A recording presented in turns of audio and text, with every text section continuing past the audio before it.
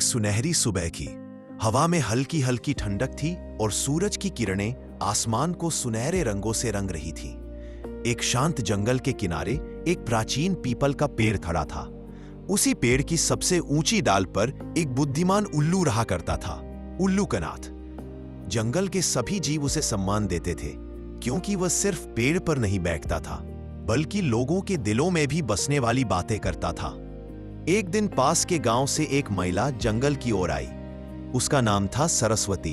शांत स्वभाव वाली, पर मन में अनेक परेशानियों से घिरी हुई। उसके चेहरे पर चिंता की लकीरें थीं। वह पेड़ के नीचे बैठ गई और खुद से बुदबुदाती रही, मेरे घर में बरकत क्यों नहीं रहती? पैसा आता है पर टिकता नहीं, सुख क्यों नहीं होता? पेड़ पर बैठे उल्लू का नाथ ने उसकी आवाज सुनी और धीरे से नीचे उड़कर उसी डाल पर बैठ गया जहां वह महिला उसे देख सके। सरस्वती ने चौंक कर ऊपर देखा। ओह उल्लू महाराज, लोग कहते हैं कि आप ज्ञान के प्रतीक हैं। क्या आप मेरी एक बात का उत्तर दे सकते हैं? उल्लू ने आंखें झपकाईं। पूछो बेटी, परेशान मन से ज्यादा भारी कुछ नहीं होता।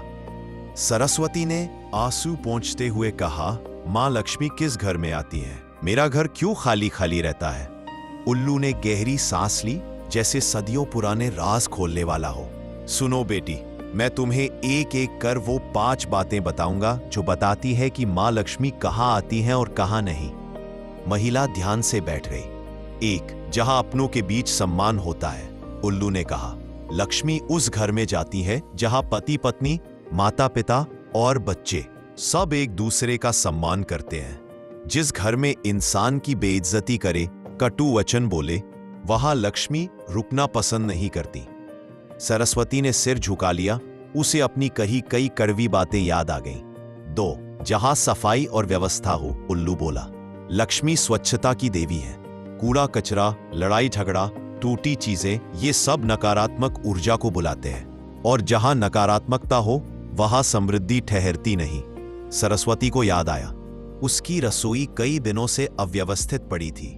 3. जहां आलस नहीं, कर्म होता है। उल्लू ने फिर कहा, कर्मवीरों के घर ही लक्ष्मी आती हैं। जो लोग सिर्फ किस्मत दोष देते रहते हैं पर खुद कुछ नहीं करते, उनके पास अवसर भी आकर लौट जाता है। सरस्वती को अपने पति याद आए, जो महीनों से कुछ नया करने की कोशिश ही नहीं कर रहे थे। 4. जहां धन का सदुपयोग हो, दुरुपयोग नहीं।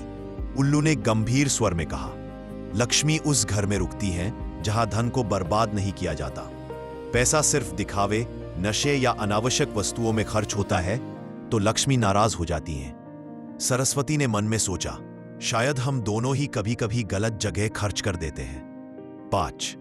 जहां आशीर्वाद मिलता है, बुजुर्ग, माता पिता और जरूरतमंदों का। उल्लू ने धीरे से कहा, मां लक्ष्मी उस घर में रहती हैं जहां बुजुर्गों को मान, मेहमानों को सम्मान और गरीबों को दान मिलता है। जहां दिल में करुणा हो, वहां लक्ष्मी स्वयं रास्ता बनाती है। सरस्वती की आंखें नम हो गई।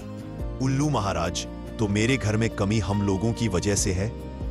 उल्लू मुस्कुराया, किसी भी घर में कमी नहीं होती, कमी सिर्फ समझ की होती है। अगर मन ठीक हो जाए तो घर तो खुद ठीक हो जाता है। महिला ने गहरी सांस ली।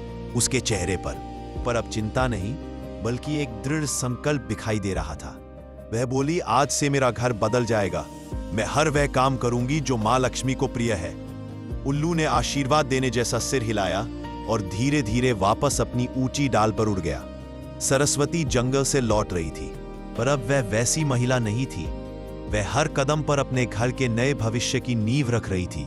और कहते हैं, कुछ ही दिनों में घर का माहौल बदल गया। शांति भी आई, बरकत भी, और धन भी ठहरने लगा।